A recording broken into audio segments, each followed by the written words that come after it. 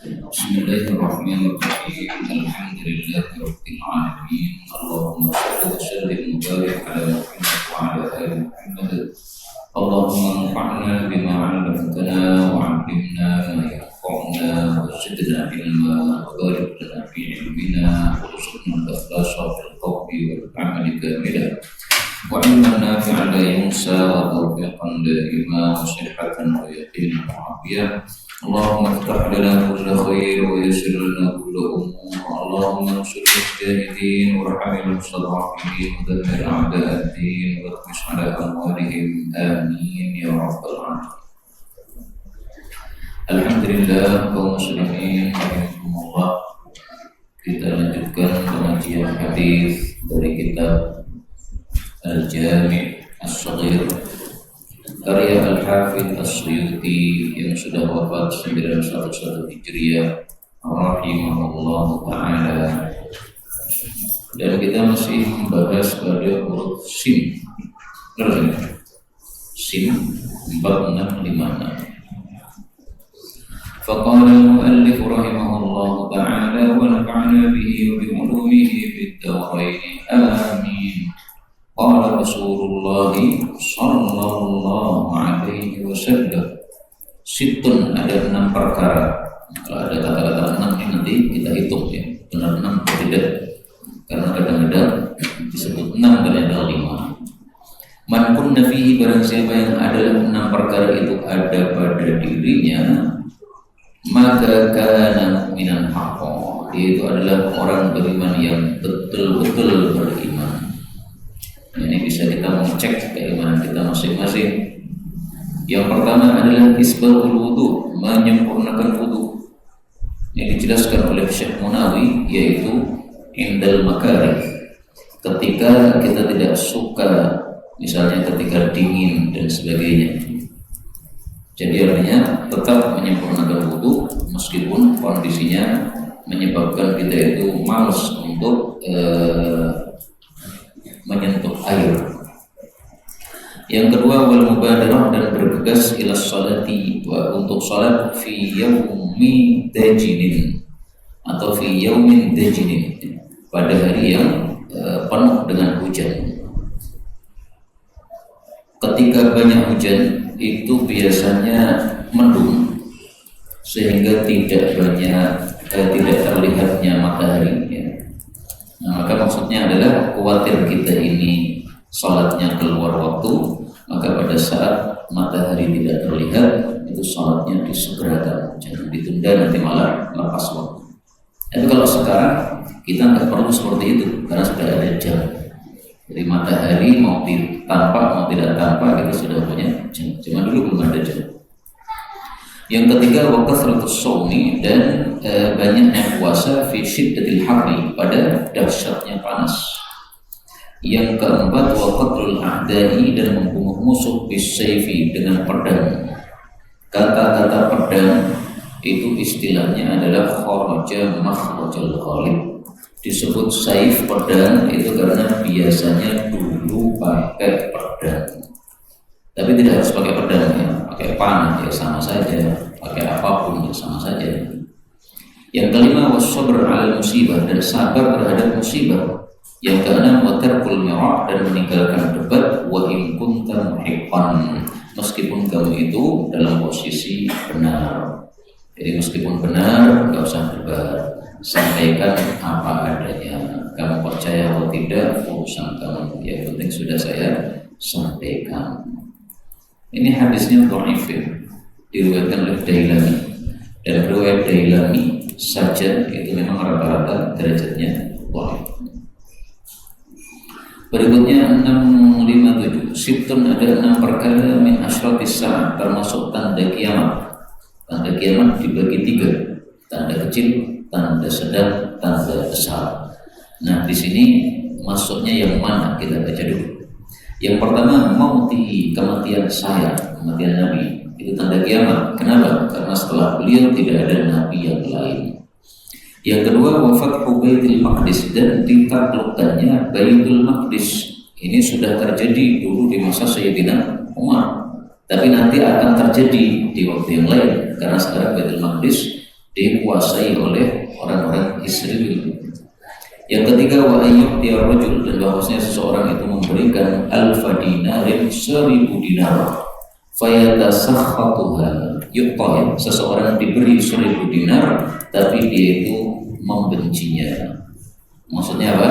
Saking banyaknya duit pada masa itu sehingga dikasih 1000 itu dia masih tidak puas. Ini belum terjadi, Pak. Karena sekarang ini orang dikasih 1000 dinar pasti senangnya bukan main. 1 dinar itu sekitar 4 juta. Nah, ini 1000 dinar. Kemudian yang keempat, wa fitnatun, dan satu fitnah, yadkhulu harruha, yang panasnya itu memasuki baita kulli muslim, rumahnya setiap orang muslim. Nah, ini kira-kira fitnah apa ini? Ini kalau dulu Ustaz Rashid Bashir beliau mengatakan televisi itu termasuk fitnah yang masuk kepada rumah setiap muslim.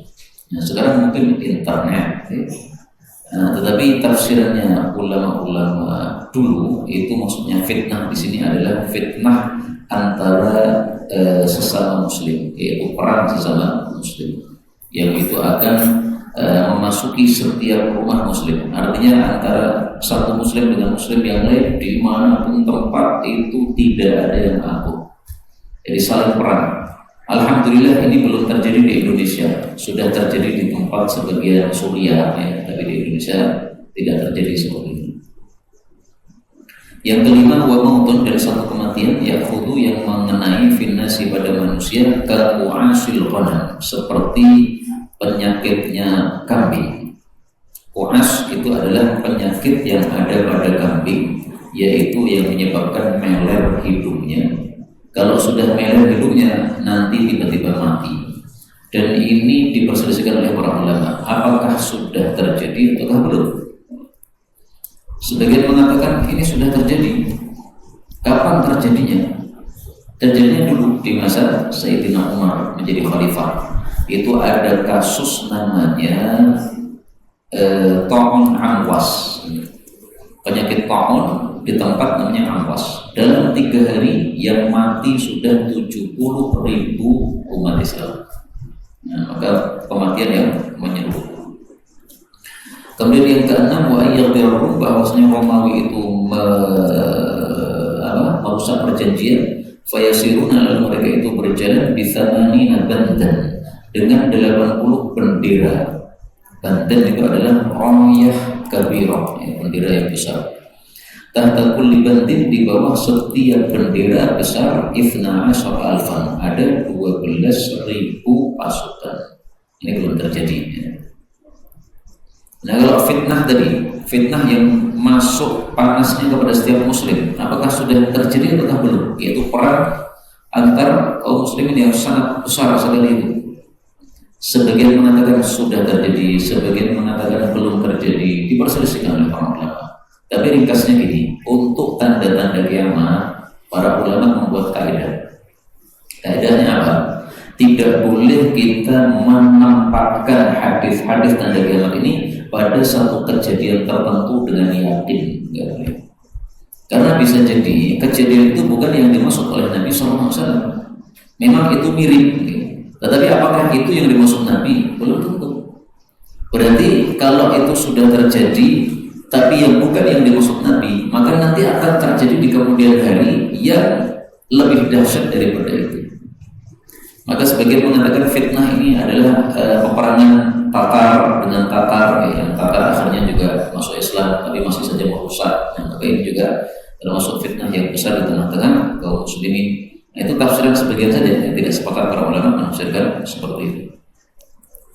Berikutnya 58, sittatu asya, ada 6 perkara tuhbitul a'mal, yang menghancurkan amal. Yang pertama, al-istighal, sibuk bi uyubil khalqi, dengan aib-aib para makhluk, para manusia. Jadi nggak usah mengurusi aib orang lain, urusi aib kita sendiri masih banyak. Yang kedua, wa qaswatul qalbi, dan kerasnya hati. Dan salah satu penyebab kerasnya hati ini banyaknya tertawa. Yang ketiga, wa hubbud dunya, dan cinta dunia. Yang keempat, wa qillatul haya, dan sedikitnya malu. Dan malu itu ada 2 macam. Yang pertama malu kepada Allah Subhanahu wa taala, al-haya'u minallah. Yang kedua malu kepada makhluk. Dua-duanya malu. Kalau kita mudah-mudah berbuat maksiat, nah itu berarti tidak malu sama Allah. Sudah dikasih nikmat banyak tapi malah maksiat. Kalau kita berbuat semau gue di depan manusia, nah itu berarti tidak punya malu kepada manusia. Ini mencakup dua-duanya. Yang kelima watulul amal, dan panjangnya angan-angan. Yang keenam wa dhalimun la yantahi, dan orang dolim yang tidak berhenti yaitu dari kedolimannya, terus berbuat dolim. Jadi presiden berbuat dolim, sudah lengser juga berbuat dolim dan seterusnya. Tapi hadis ini memang derajatnya palsu ya, maka saya kasih tanda bintang merah di sini. Berikutnya 59, sittatu majalis, ada 6 majlis. Al-mu'minu, orang beriman itu dhaminun 'ala Allah, dijamin oleh Allah. Dhamin lebih bagusnya diartikan terjamin ya. Karena maknanya itu dhamin, dia terjamin atas Allah Subhanahu wa taala. Maka fi syai'inha, apapun dia berada pada salah satu dari 6 majlis ini. Yang pertama adalah fi sabilillah, maksudnya jihad. Yang kedua masjid jamaah, masjid untuk sholat jamaah, seperti yang kita lakukan sekarang. Sudah sholat jamaah, ada pengajian di masjid jamaah. Yang ketiga au inda marid, atau di dekat orang sakit. Di dekat orang sakit ini bisa dua. Yang pertama menjenguk orang sakit. Yang kedua berkhidmat kepada orang sakit. Ini dua-duanya masuk pada inda maridin. Dan merawat orang sakit atau berkhidmat kepada orang sakit itu lebih berat daripada sekedar menjenguk. Maka kalau ada istri sakit, ya suaminya merawat, ini adalah kunci surga. Suaminya sakit, istrinya merawat sampai mati, kunci surga, inda marid. Yang keempat, au fi jenazah, atau pada jenazah, yang mengantar jenazah. Au fi baitihi, atau di rumahnya, yaitu di rumahnya sehingga dia tidak mengganggu orang lain. Itu maksudnya di rumahnya melakukan ibadah, tidak mengganggu orang lain. Yang keenam, au inda imamin muqsitin, atau di hadapan pemimpin yang adil, yu'azziruhu, yang dia itu membantunya, wa yuwaqqiruhu, dan memuliakannya. Hadis ini derajatnya diperselisihkan oleh para ulama kita rahimahullahu ta'ala. Untuk kata-kata fi baitihi, di rumahnya, ini ada hadis yang mirip, yaitu Rasulullah SAW ditanya, ya Rasulullah, wahai Rasulullah, man najatu, apa itu keselamatan? Maksudnya kunci selamat dari dosa, apa itu? Nah, beliau katakan dua. Amlik alaika lisanaka, kuasai lisan, jangan ngomong yang jelek. Wal yasaka baituka, dan hendaklah rumahmu luas untuk kamu. Maksudnya sering berada di rumah, gak banyak-banyak keluar, sehingga tidak mengganggu orang lain, tapi untuk ibadah di dalam rumah. Wabki ala khati'atika, dan tangisilah dosamu sendiri. Nah, ini kata Imam Tirmidzi, derajatnya hasan ya, dan disahihkan juga oleh Syekh Al-Albani rahimahullah ta'ala. Nah, maka ini hadis menguatkan makna yang disebutkan dalam hadis ini tadi ya, bahwasanya di dalam rumah untuk memperbanyak ibadah, tidak mengganggu orang, ini termasuk kunci-kunci masuk ke dalam surga. Berikutnya 60, sintatun, ada 6 orang la'antuhum, yang saya laknati mereka. La'anahumullah, semoga Allah laknati mereka. Wa kullu nabiyyin, dan setiap nabi itu mujabun, pasti dikabulkan doanya. Jadi kalau saya melaknat ya pasti terlaknat. Siapa saja yang dilaknat? Az-zahid fi kitabillah, orang yang menambah di dalam kitabullah. Ini kalau seperti sudah pernah dibaca tadi atau belum? Belum. Oh, perasaan saya pernah baca gitu. Dan yang menambah dalam kitabullah ini ada 2 macam. Yang pertama, dia betul-betul menambah. Yang kedua, dia menafsiri dengan tafsiran yang tidak sebenarnya, maka seolah-olah menambah. Itu dua-duanya termasuk menambah.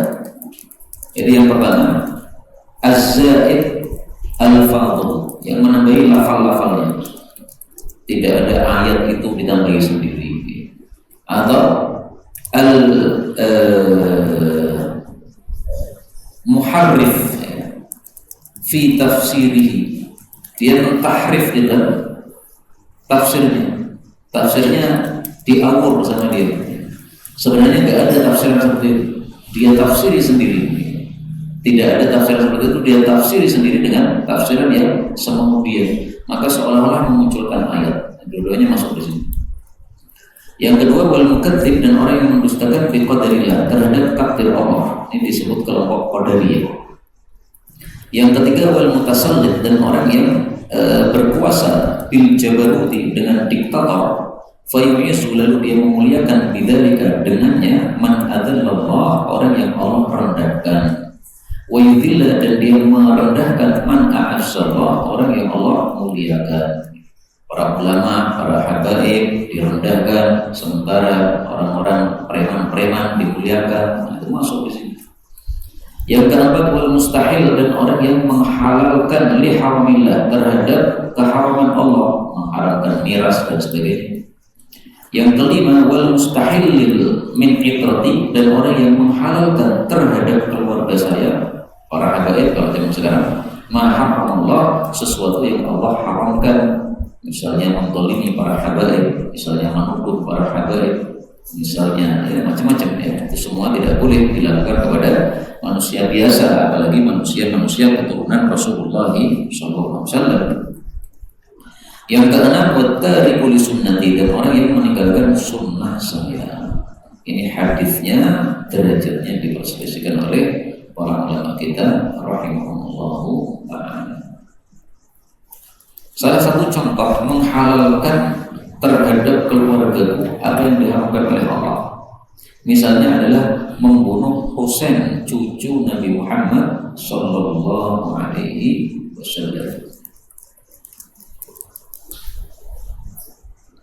Atani Jibril datang kepada saya, lalu dia mengabari bahwasanya umatku, berarti kaum muslimin, akan membunuh anakku ini, maksudnya cucu beliau yaitu Husain. Dan Jibril membawa kepada saya satu tanah warna merah, tanah Karbala. Ini hadis riwayat Hakim, kata Syekh Albani sahih. Sementara kata Qurgami, Syekh Mustafa Al-Adawi, tidak ada satupun hadis sahih tentang hadis tentang pembunuhan Husain bin Ali radhiyallahu anhu. Termasuk hadis ini beliau menganggapnya sebagai hadis yang dhaif. Berikutnya nomor 1, satakhruju, akan keluar narun, api yang besar. Kenapa dikatakan besar? Karena di sini ada tanwin, dan tanwin itu menunjukkan besar. Narun azimah, api besar. Dari mana? Min Hadramaut, dari Hadramaut ini di Yaman. Qabla yaumil qiyamah, menjelang hari kiamat. Untuk apa? Tahsyurun nas, mengumpulkan para manusia. Yang dimaksud mengumpulkan para manusia ini adalah pengumpulan yang ada di dunia. Jadi ada 2 kali pengumpulan. Pengumpulan di dunia itu menjelang kiamat, qabla yaumil qiyamah. Pengumpulan yang kedua setelah kiamat, yaitu di padang mahsyar. Nah, terus pengumpulannya itu kemana? Di dalam hadis yang lain disebutkan asyam ardul mahsyar wal mahsyar. Syam itu adalah tempat di mana manusia akan dikumpulkan dan juga akan dibangkitkan. Nah, maka mahsyarnya yang sebelum kiamat itu juga sama, yaitu ke arah Syam sana. Orang Indonesia sama, ya, akan dikumpulkan ke sana nanti menjelang kiamat. Kemudian hadis ini ada kelengkapannya. Ya, kelengkapannya adalah mereka bertanya, ya Rasulullah, apa yang kamu lakukan? Apa yang kau perintahkan kepada kami? Maksudnya kalau keluar api tadi, apa yang harus kami lakukan? Qala alaikum bisyam, lazimilah kalian berada di Syam sana. Berikutnya nomor 2, satu penutup ma baina a'yunil jin, antara mata-mata para jin, wa aurati bani Adam, dan auratnya bani Adam, supaya tidak terlihat oleh jin. Gimana? Idza dakhala ahaduhum, apabila masuk salah satu mereka al-khala, ke kakus, ayyaqula, bahwa dia mengucapkan bismillah. Nah, di sini hanya bismillah. Makanya para ulama mengatakan apa? Para ulama mengatakan wala yazidu, dan tidak usah ditambahkan ar-rahmanir rahim. Kenapa mereka mengatakan begitu? Dua alasan. Yang pertama, li'annahu laisa waqta dzikrin, karena masuk kamar kecil itu bukan waktu untuk zikir. Lah terus ketika mau masuk kok disuruh bismillah, ya supaya tidak diganggu setan tadi.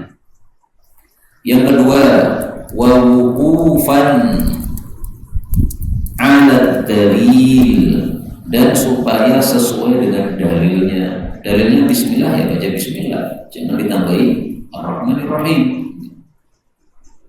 Jadi untuk wirid bismillah ini sesuaikan ajaran Nabi persis. Nabi mengajarkan bismillah, bismillah. Beliau mengajarkan bismillahirrahmanirrahim, bismillahirrahmanirrahim. Baca Quran itu diajarkan bismillahirrahmanirrahim, ada hadisnya. Makan itu bismillah, bukan bismillahirrahmanirrahim. Hubungan suami istri bismillah.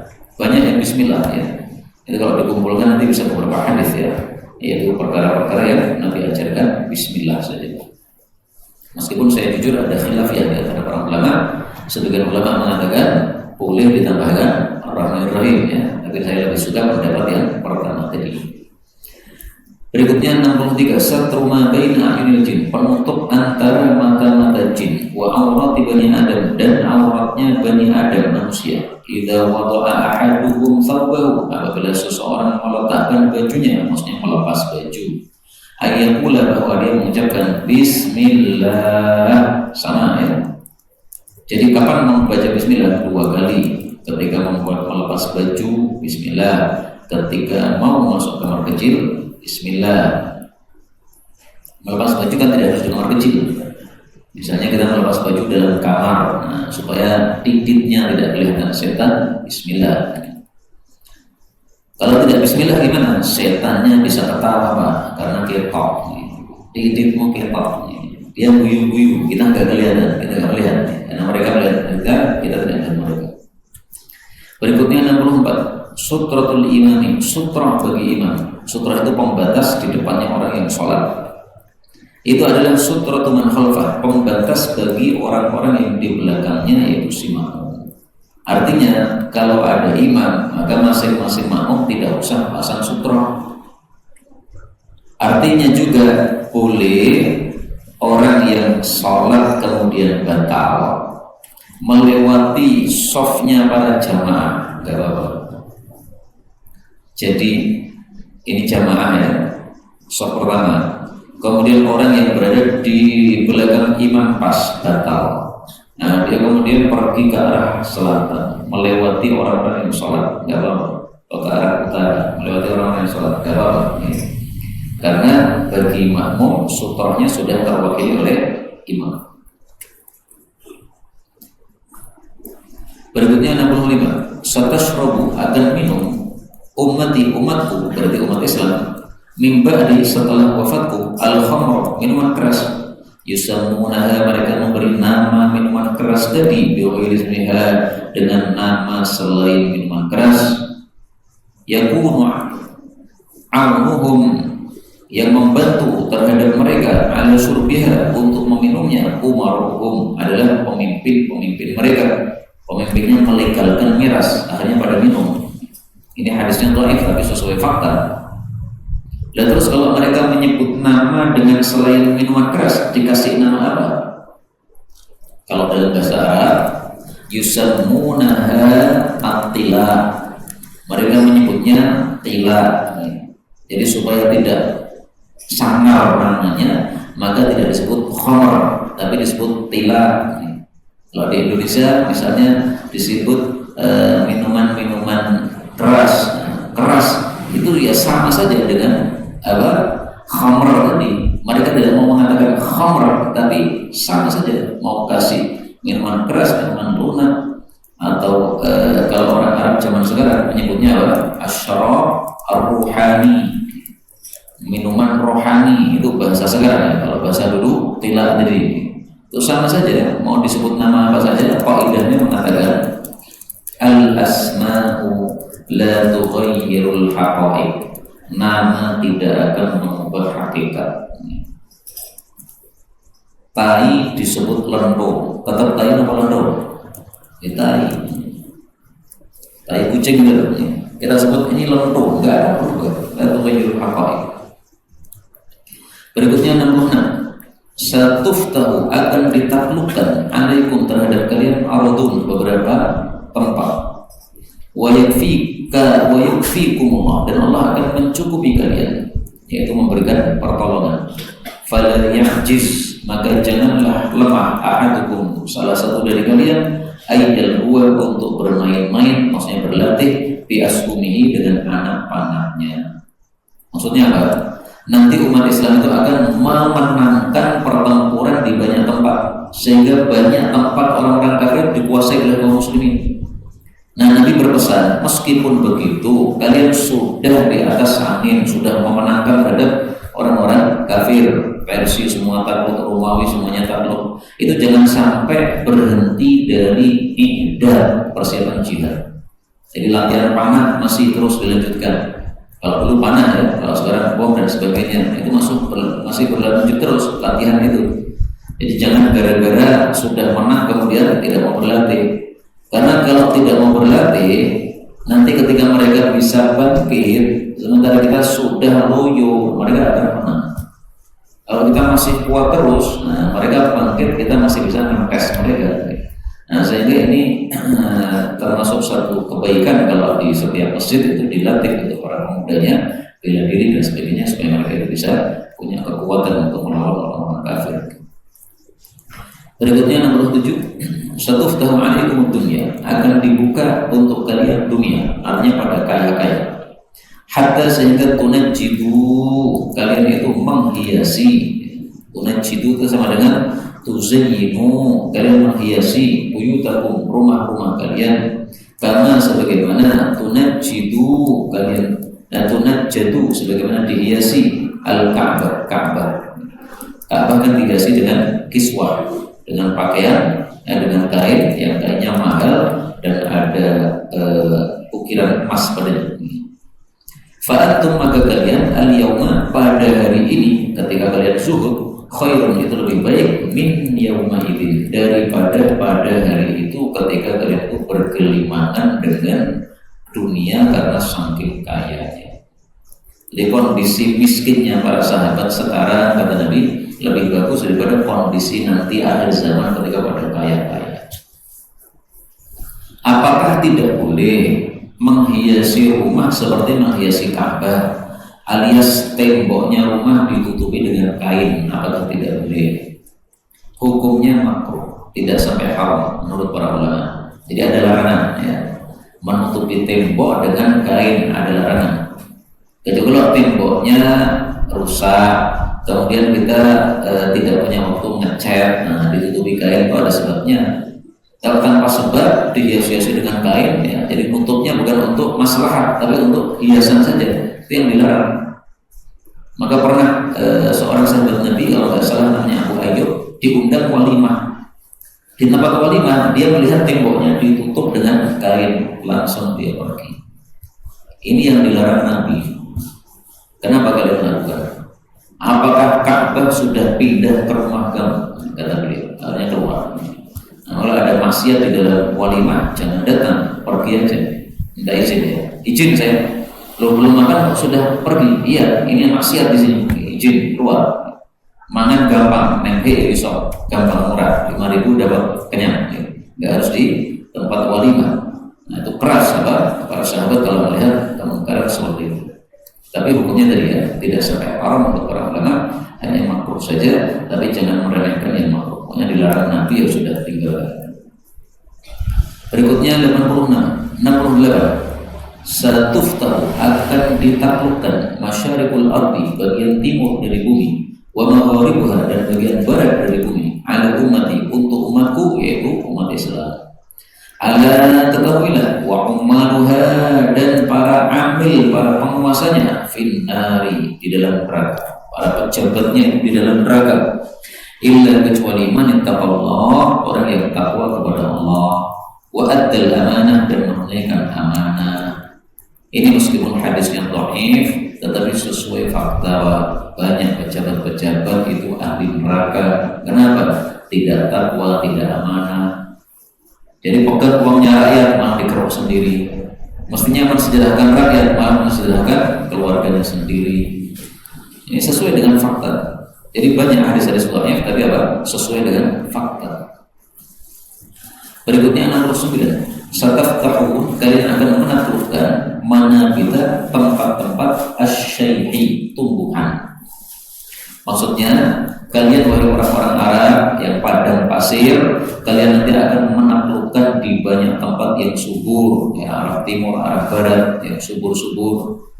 Dan ini sudah sesuai fakta. Kaum muslimin sudah banyak menaklukkan tempat-tempat yang jauh dari negara Arab di masa Sayyidina Umar bin Khattab radhiyallahu ta'ala anhu. Maka hadis ini termasuk apa? Termasuk dari dalailun nubuwah, bukti-bukti kenabian Nabi Muhammad SAW. Beliau mengatakan sesuatu sesuai fakta. Tapi saya jujur ya, derajat hadisnya memang dhaif, tapi tadi sesuai fakta. 70. Satakunu, akan ada fitnah-fitnah. Al-qa'id fiha, yang duduk pada fitnah tadi, khairun minal qa'id, lebih baik daripada yang berdiri.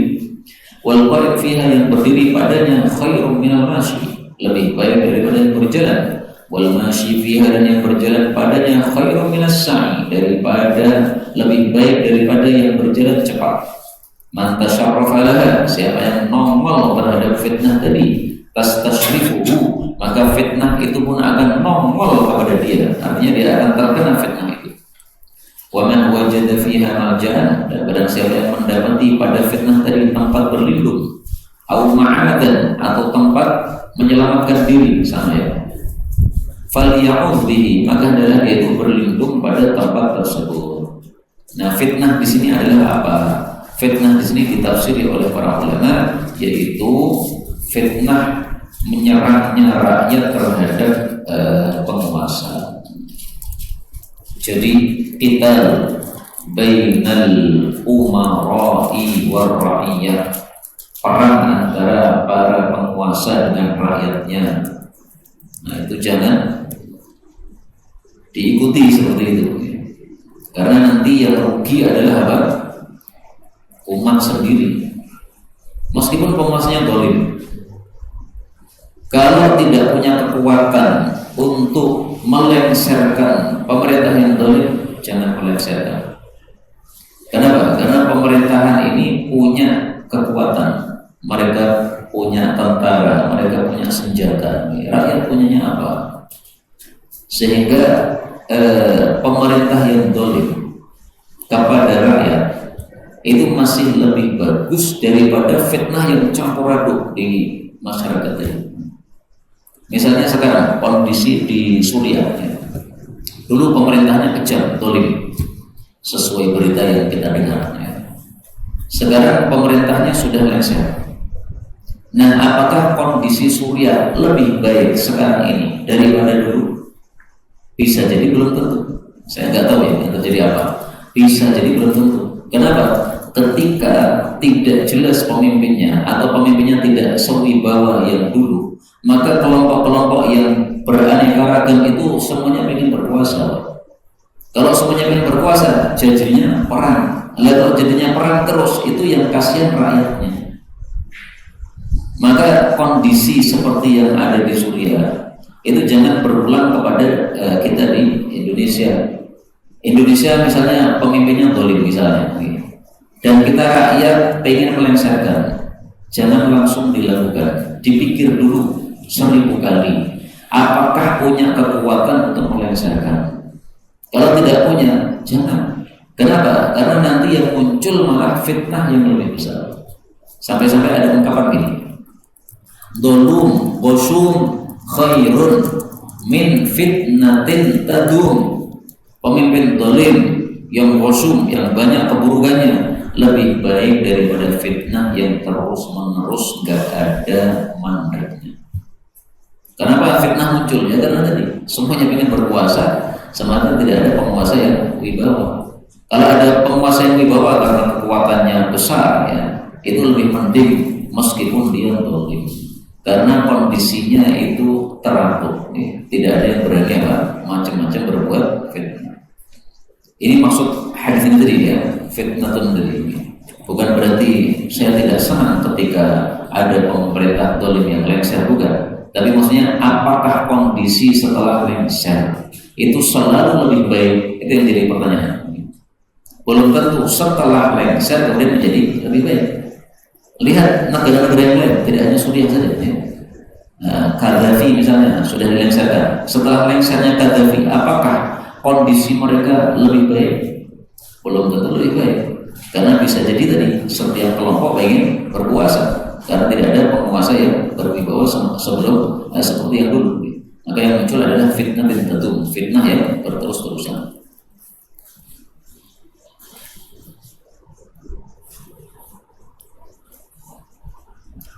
Berikutnya 71. Satakunu akan ada umara, pemimpin-pemimpin, fata'arifun, lalu kalian itu mengenali kebaikan-kebaikan mereka, wa tunggirun, dan kalian mengingkari keburukan-keburukan mereka. Jadi amalnya campuran, ada yang baik, ada yang buruk. Faman kariha, maka barang siapa yang benci yaitu terhadap keburukan-keburukannya, bari'a, berarti dia bebas. Wa man ankar, dan barang siapa yang mengingkari terhadap keburukan-keburukan tadi, salima, selamat. Walakin akan tetapi man radiya, siapa yang ridho terhadap penguasa-penguasa yang jelek tadi, wa taba'a, dan mengikuti, maka dialah yang akan disiksa oleh Allah karena sama dengan ridho terhadap keburukan para penguasa. Kemudian di sini dijelaskan oleh para ulama, ya, kariha, benci, itu diartikan apa? Bilisanihi, benci dengan lisannya. Padahal kata-kata benci itu biasanya perbuatan apa? Hati, ya. Aku wanyel lah, benci ya, itu perbuatan hati. Tapi saya jujur, ini tafsirannya para ulama seperti itu. Kariha bilisanihi, benci dengan lisannya, yaitu mengingkari dengan lisan. Sementara yang angkara, mengingkari, ini malah diartikan biqalbihi, dengan hatinya. Saya ketika membaca syarah ini mikir saya, kok tafsirannya begitu ya? Kenapa kok tidak kariha benci itu ya dengan hati, sementara angkara mengingkari ya dengan lisan? Gitu. Kenapa kok tidak begitu saja? Nah, wallahu a'lam, mungkin karena ini urutan. Gitu. Kan disebutkan kariha dulu kan, benci dulu kan. Padahal nahi mungkar itu urutannya dengan lisan, baru kemudian dengan hati. Hati itu terakhir. Nah, maka karena hati itu terakhir, sehingga kariha di sini, benci ini diartikan yaitu benci dengan lisannya, mengingkari dengan lisannya. Sementara yang mengingkari di sini malah diartikan dengan hatinya. Wallahu a'lam bishawab. Karena saya bukan ulama, saya nggak berani nyalahkan, Pak. Sebenarnya dalam hati saya kurang serak saja, kok ini, kenapa begitu? Tapi karena kita bukan ulama, itu adalah manullah dengan penjelasan para ulama, ya, bisa saja itu maksudnya tadi, karena ini adalah urutan tadi. Berikutnya 72. Satakunu, akan ada ba'di, setelah wafat saya, hanatun wa hanatun, anu dan anu. Apa maksudnya anu dan anu? Perkara-perkara yang besar. Faman ra'aitumuhu, maka barang siapa yang kalian melihatnya, farqal jamaah, memisai jamaah, atau yuridu, atau ingin ayufarriqo, untuk memecah belah umat Muhammadin sallallahu alaihi wasallam, umatnya Nabi Muhammad, kainan man, siapapun dia, faqtuluhu, maka bunuhlah dia itu, meskipun kiai, meskipun habaib, bunuh. Fa inna yadallahi, maka sesungguhnya tangannya Allah, ma'al jamaah, bersama jamaah. Maksudnya Allah akan membantu kaum muslimin yang berjamaah. Wa inna syaitana, dan sesungguhnya setan itu, ma'aman faraqal jamaah, bersama orang yang memisai jamaah, yarkut, dia itu akan berlari cepat. Jamaah itu maksudnya gimana? Ketika umat Islam dipimpin oleh satu khalifah atau satu amir mukminin. Nah, itu berarti hidupnya berjamaah. Seperti di masa Nabi ya, seluruh umat Islam di dunia dipimpin oleh Nabi SAW. Beliau wafat digantikan oleh Sayyidina Abu Bakar terus ya, itu untuk seluruh dunia. Nah, itu namanya al-jamaah. Nah, sekarang ini berarti belum ada apa? Al-jamaah. Nah, seandainya ada jamaah, yaitu ada Imam Mahdi muncul, kemudian kita sudah dipimpin oleh Imam Mahdi. Nah, kalau ada yang faraqal jamaah atau yuridu an yufarriq, ya, berarti dia apa? Menyerang kepada Imam Mahdi dan kelompoknya. Nah, maka bunuhlah dia meskipun dia seorang kiai, meskipun dia seorang habib, ya bunuh. Karena apa? Karena melanggar aturan Rasulullah SAW. Jadi Rasulullah itu menghendaki umat Islam itu dalam kondisi aman, nyaman, tidak muncul fitnah di antara mereka. Nah, sehingga kalau sudah ada imam itu tidak boleh menyempal tadi terhadap khilafahnya atau kepemimpinannya. Berikutnya 73. Satakunu akan ada umara, pemimpin-pemimpin tasqaluhu yang menyibukkan mereka asya, beberapa perkara. Sehingga apa? Yuakhiruna sholat, mereka itu mengakhirkan sholat an waktiha, dari waktunya yang semestinya. Faj'alu sholatakum ma'ahum, maka jadikanlah sholat kalian bersama mereka tatawuan, sholat sunnah. Jadi artinya kalian sholat sendiri tepat waktu. Sholat zuhur jam berapa? Jam 12. Kenapa? Karena amirnya, pemimpinnya nanti akan melaksanakan sholat zuhur jam setengah 3 atau jam 3. Sudah mendekati habis waktu atau sudah keluar waktu. Nah, maka yang bersama amir tadi itu yang yang sholat sunnah. Nah, kenapa disuruh tetap sholat bersama amir tadi? Supaya tidak terjadi fitnah tadi. Karena zaman dulu ketika ada orang muslim tidak mau sholat jamaah, itu dianggap dia menyempal dari khilafah, sehingga dianggap dia ingin merontokkan khilafah, sehingga pasti akan dibui dan sebagainya. Nah, supaya tidak terjadi madharat, maka tetap sholat bersama mereka, tapi sholatnya sholat sunnah. Apakah ini sudah terjadi? Sudah terjadi di masa Bani Umayyah. Mereka banyak yang melakukan ini, yuakhiruna shalah an waqtiha. Nah, kemudian dirombak lagi oleh Umar bin Abdul Aziz. Beliau menjadi khalifah, dikembalikan lagi sholatnya di awal waktu sebagaimana di masa Rasulullah SAW. Berikutnya sama 74. Satakunu akan muncul ba'di setelah saya a'immatun, pemimpin-pemimpin yuakhiruna sholata, yang mengakhirkan sholat an mawaqidiha, dari waktu-waktunya. Shalluha li waqtiha, sholatlah kalian pada waktunya. Fa idza hadartum ma'ahum, lalu kalau kalian menghadiri bersama mereka as-sholata, sholat, fa shallu, maka sholatlah lagi berjamaah supaya tidak terjadi fitnah tadi, tapi sholatnya sholat sunnah. 75. Satakunu akan ada alaikum atas kalian umara'u, pemimpin-pemimpin min ba'di setelahku, ya'murunakum, menyuruh kalian bima la ta'rifun, dengan sesuatu yang kalian tidak kenali di dalam Islam ini. Jadi berarti menyuruh apa? Kemungkaran. Wa ya'malun, dan mereka melakukan bima tumkirun, sesuatu yang kalian ingkari, korupsi dan sebagainya. Nah, kalau ada pemerintah seperti itu, wajib taat atau tidak? Ini kaidahnya. Falaisa ulaika, tidaklah mereka itu alaikum, terhadap kalian, bi'a'immah, sebagai pemimpin-pemimpin. Mereka bukan pemimpin kalian, mereka bukan ulul amri kalian. Makanya kalau ada orang ngeyel, itu presiden Indonesia itu ulul amri untuk umat Islam di Indonesia, ngawur bukan main. Ngawurnya kenapa? Karena ya'murunakum bima la ta'rifun wa ya'maluna bima tunkirun. Pernahkah pemerintah Indonesia itu mengatur umat Islam di Indonesia dengan Quran? Pernah enggak? Enggak pernah kan? Maka falaisa ulaika alaikum bi'a'immah, bukan pemimpin, bukan ulul amri. Tapi bukan berarti hendaklah setiap kali ada perintah apapun dari pemerintah Indonesia kita kemudian menyelisih, bukan begitu. Perintah itu kalau maslahat ikuti, bagus. Misalnya gini, pemerintah mengatakan lampu merah itu berhenti. Nah, maka kalau ada lampu merah, kita berhenti kalau memang itu maslahat. Kalau kita lanjut menyebabkan tabrakan, nah itu salah.